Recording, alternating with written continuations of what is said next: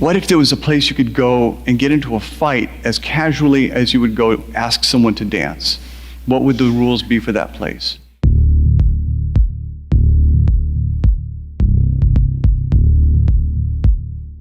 It was such a miserable time in my life. I was right out of college, and I had a job doing something I hated doing. And I was so desperate that somebody said, "Come join my church." And when you're right out of college, you've left behind all of your social structure, you've lost all your friends, and I was so desperate to be with people that I went to church. And the church had a giving tree, and it was covered with ornaments, and you just plucked an ornament, and one ornament that I plucked said, "Take a hospice patient on a date." The idea was that you would go to a hospice and you would ask out someone who was dying, and you would take them to see the ocean for the last time. And more often than not, it was, "Will you take me to my support group? I need a ride." So I would drive them to their support group, and I would have to stay at the support group. And no matter how much I tried to hide, people would assume that I had whatever everyone had. And there was no polite way of saying, "Whoa, hey, whoa. No, don't have hepatitis. Good for you, but not me."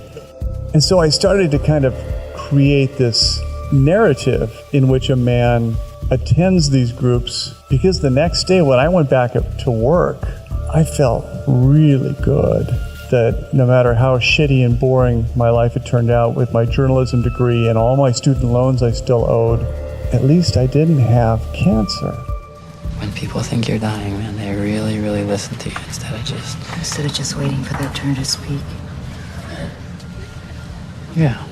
I had gone on a vacation, I'd been hiking and camping, and I had gotten into a really big fight with some people over noise at night in the woods.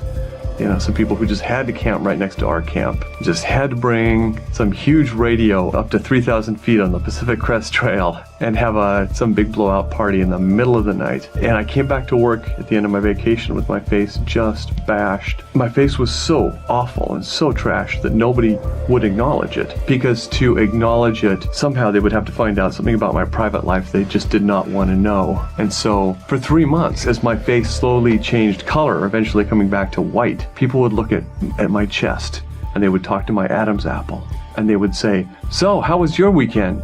Did you do anything interesting?" And I'd be looking at them with 2 huge black eyes saying, "No. How about you?" If you looked bad enough, no one would dare ask you what you did with your free time. The first rule of Fight Club is, you do not talk about Fight Club. The second rule of Fight Club is, you do not talk about Fight Club.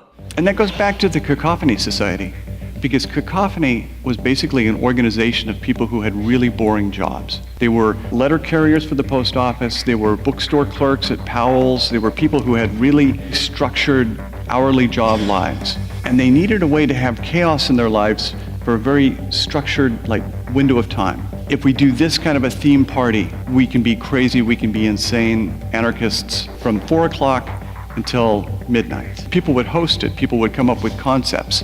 The way you did when you were kids and you would play a game. The boards are safe, but the ground is lava. So if you touch the ground, and you would do that, you just arbitrarily come up with rules.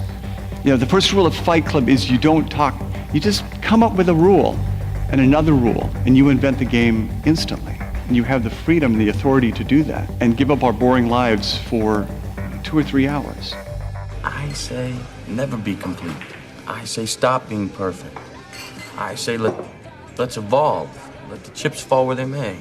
I would take the book and go through and use a highlighter to highlight all the stuff like I want to use this, I want to use that, because the book has got a lot of stuff and it can't all go into the movie. And then sort of use that as a guide and then sit down and stare at a blank screen for hours on end. Any novel has the advantage of being able to describe both external behavior and internal behavior. Screenplays don't have that luxury at all. It's watching external behavior. So even if you're faithful to a novel and a scene feels like it's faithful to a novel, if it works on screen, you have made changes to it. The thing that comes down with adaptations is you have to work as hard as you do on an original script. If you turn into a producer, director, or studio executive an ungodly mess that's really faithful to the novel, you're going to be replaced by another writer.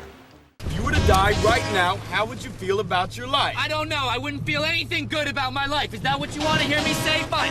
Come on. Not good enough. I like to do I call it writing outside the script. And sometimes there are scenes that would come before the story of the script starts. And sometimes I interview the characters. I try to goad them, provoke them, get them angry, then get them, suddenly talking in a sentimental way about some memory or something, and then get them joking and laughing, and basically just get them all over the range with questions. And, it starts off, it's very, very mechanical at first, but they sort of start to come alive in an interview. People do it every day. They talk to themselves. They see themselves as they'd like to be. They don't have the courage you have to just run with it.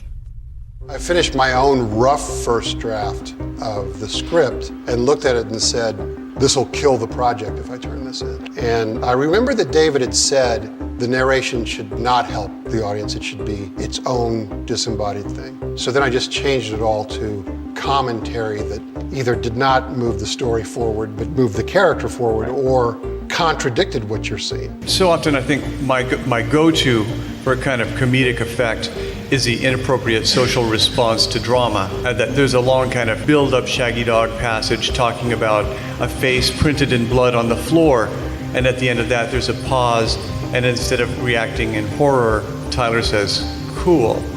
And it always gets a huge laugh. And so it's that inappropriate, that refusal to buy into the drama of the moment, that disconnect that creates a kind of laugh. How's that working out for you?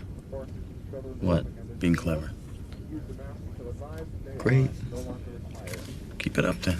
If it's an idea, and I pretty much know the idea, but I feel really blocked about how to shape it, I start thinking about, well, what are some key scenes that I feel like would be in this project? Whether it's the climax or some other part of the film, and I try to write those scenes first out of order. And what happens is, I call it the scent of blood. What happens is, you are in it now, and you didn't start on fade in, but you're in the script, and it can kind of grow out from inside instead of page one. Go over to this part where you really have some feeling and write that. Because at some point, if you don't let yourself stop, you're going to get into it. One really good test is if you can take it to a party and you can tell a very small part of it, as much of it as you know at that point, and people will vie for a chance to relate some aspect of their life that is very much like that, but an even more extreme example of that. So in a way, they're fleshing out your theme with parts of their own lives, and at the same time, you're beta testing it. You're kind of taking it on the road, and you're seeing that it's an idea that resonates with a huge number of people. Because a great anecdote doesn't leave people speechless, it leaves them competing to tell a better version of the same thing. We're a generation of men raised by women. I'm wondering if another woman is really the answer we need. Tyler, on sort of a philosophic, political level, he definitely represents, I think, a very Nietzschean impulse toward the idea of nihilism as a practical approach. It's a lot like sort of Nietzsche's Zarathustra. It's the idea that nothing can change in a positive way unless a lot of the old values are ripped down. What gets explored in this film is the idea that nihilism is a very sexy idea when you're young and feel frustrated, but that becoming mature means recognizing the practical limits and in some ways the hypocrisies that nihilism lends itself to.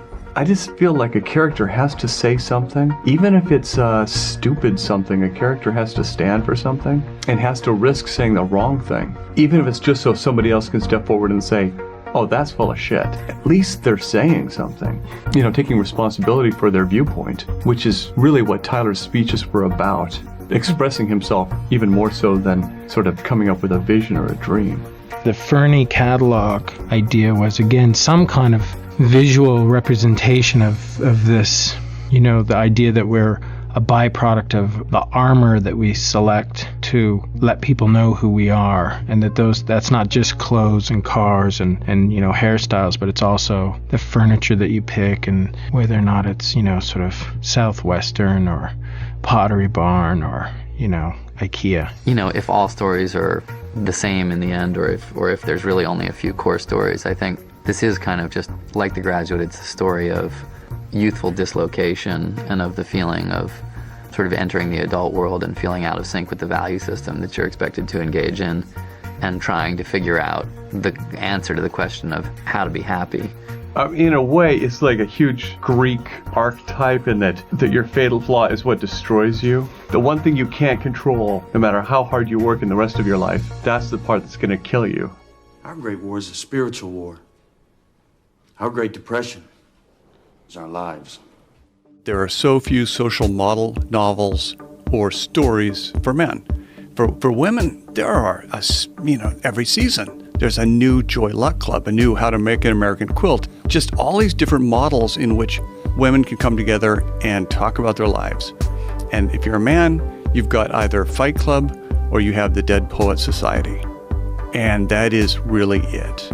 So we don't have a lot of narratives that depict to men a role or a kind of script in which to come together and talk about their shed. Another thing is Jordan Peterson. He talks about that need for really rough play. You know, we've kind of fallen away from this idea of consensual rough play, and I think Fight Club resonated with that a lot. And also the idea of Joseph Campbell's idea that there needs to be a secondary father in men's lives, that you're born, if you're lucky, with a biological father that you do not choose, and that is the nurturing, loving father that you eventually kind of have to reject. But in doing so, you have to choose a new father, and that father by choice typically is a minister or a teacher or a drill sergeant or a coach, and you kind of put yourself in apprenticeship and agree to learn what they're going to teach you. And that is getting harder and harder and harder to find. So Fight Club was also depicting a new form of the secondary father with all these kids that were showing up on the doorstep